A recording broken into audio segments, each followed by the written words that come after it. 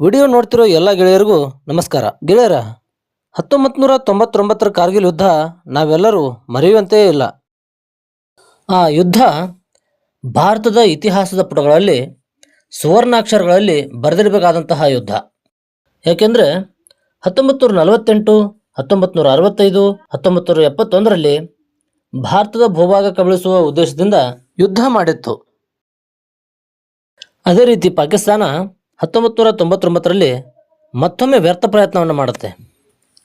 ಗೆಳೆಯರ, ಈ ಯುದ್ಧದಲ್ಲಿ ನಮ್ಮ ಭಾರತೀಯ ಸೈನಿಕರು ಧೈರ್ಯ, ಸಾಹಸ, ಪರಾಕ್ರಮದಿಂದ ಈ ಯುದ್ಧವನ್ನು ಗೆದ್ದರು.